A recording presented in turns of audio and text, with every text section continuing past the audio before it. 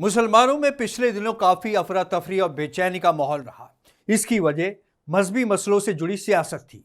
सवाल है कि क्या मुल्क में चीखने चिल्लाने, सड़कों पर उतरने, तोड़फोड़ करने और अदालतों के चक्कर लगाने के सिवाय मसले सुलझाने के और रास्ते नहीं निकल सकते क्या? आदाब, मैं हूं आतिर खान। देश और दुनिया की बड़ी खबरें लेकर हम हाजिर हैं। आइए सुनते हैं हेडलाइंस।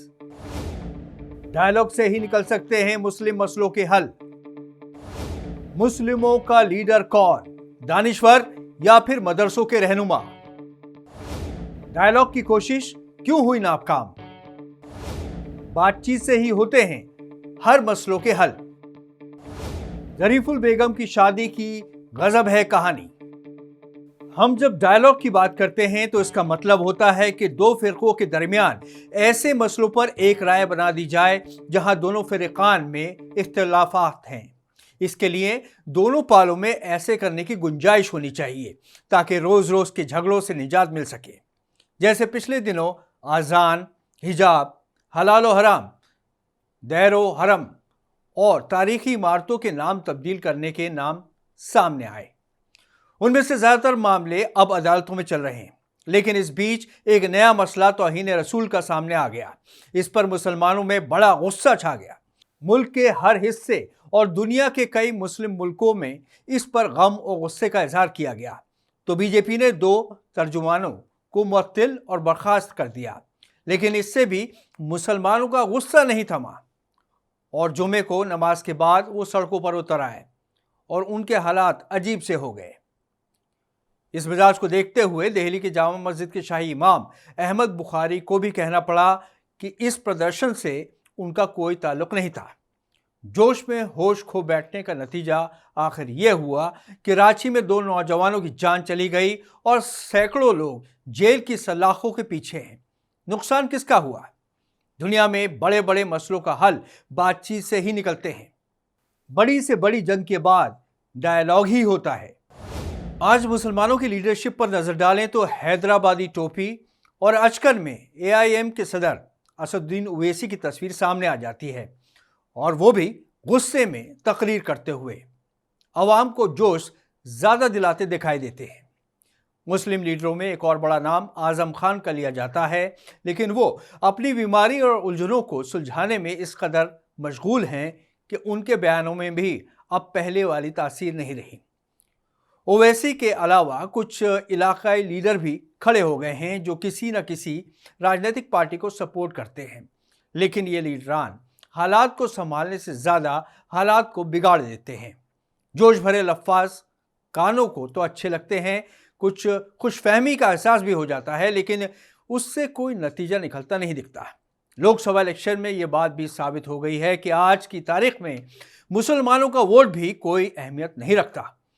अब ऐसे हालात में मुसलमानों के पास एक ही रास्ता बचता है कि वो मुल्क के मेजॉरिटी के रहनुमाओं के साथ बातचीत करें।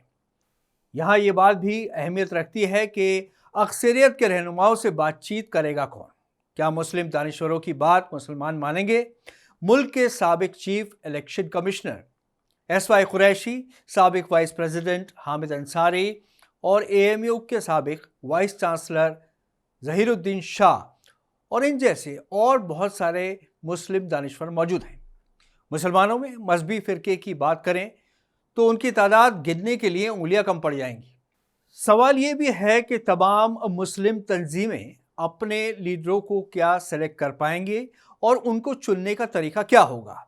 मुल्क की मुस्लिम जमातें जमातुल इस्लामी हिंद, जमातुल उलेमाए हिंद, जमात अहले हदीस और सुल्तानुल मदारिस लखनऊ अपने हलकों में खासा असर रखते हैं, लेकिन आज ये सवाल वाजिब हो जाता है कि हिंदुस्तान में कौन है मुसलमानों का रहनुमा।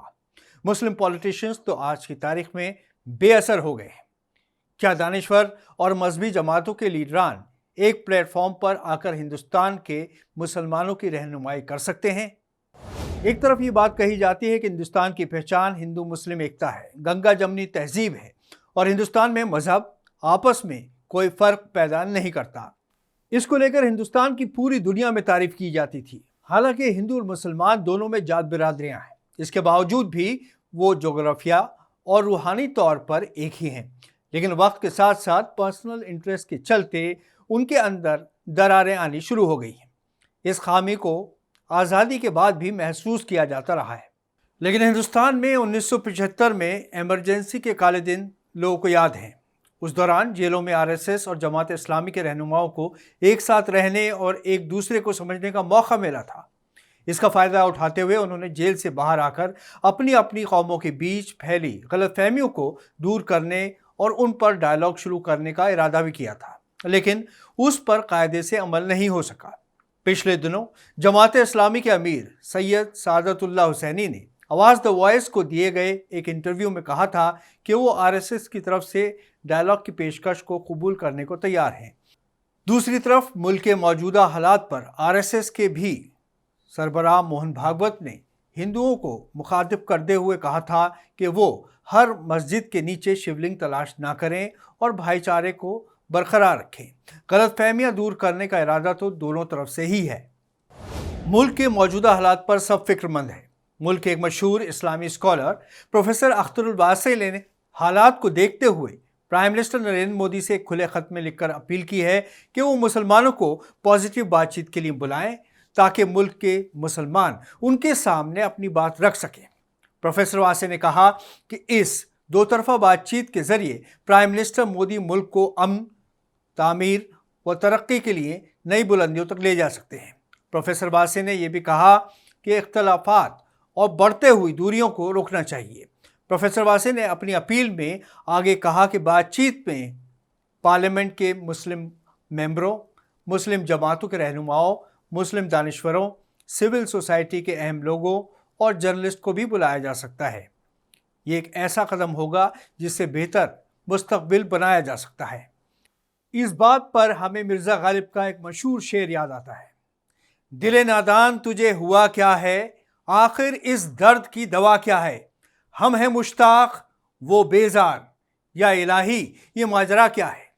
بڑے بڑے مسئلوں کا حل بات چیت اور ڈائیلاگ سے نکل جاتا ہے، لیکن اس کے لیے ارادے تو عمل میں اب وقت کی درکار ہے۔ سطحی طور پر کچھ اختلافات نظر آتے ہیں، لیکن ہندوستانی سماج کی گہرائیوں میں بھائی چارے کی جڑیں اب بھی مضبوط ہیں، اور پیار محبت کی یہ ہندوستانی روایت آج کی نہیں بلکہ صدیوں پرانی ہے۔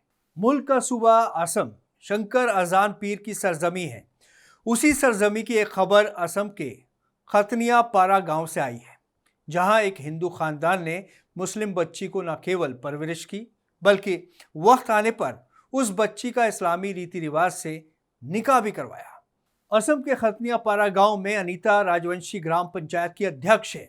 کوئی 6 سال پہلے گاؤں کی ہی ظریف البیگم کی ماں کی طبیعت خراب ہونے لگی۔ انہیں شاید اپنی موت کا امکان ہو گیا تھا، اس لیے یہ مسلم بیوہ انیتا راجونشی کے پاس پہنچی اور انہوں نے اپنی بیٹی ظریف البیگم اور اس کا مستقبل انیتا راجونشی کے سپرد کر دیا۔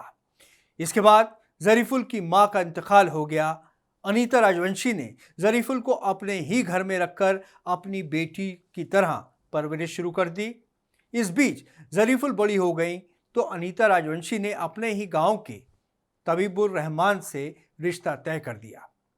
پچھلے شنیوار کو ہی انیتا راجونشی اور ان کے پریوار کے سدسیوں نے ظریف ال اور طبیب کی شادی دھوم دھام سے کروائی، اور جب ظریف ال وداعی کے سمے طبیب کے ساتھ جانے لگیں تو انیتا اور ظریف ال کی آنکھوں میں آنسو آ گئے، اور اس منظر کو دیکھنے والوں کی آنکھیں بھی نم ہو گئیں۔ اس شادی کو علاقے میں جم کر سراہا گیا۔ سماجی وراثت اور دھارمک سدبھاؤ کے اس واقعے سے یہ یقین پکا ہوا کہ شنکر اذان کی دھرتی کو کبھی بھی کسی کی نظر نہیں رکھ سکتی۔ اس ہفتے اتنا ہی، اگلے ہفتے پھر حاضر ہوں گے نئی خبروں کے ساتھ۔ آداب۔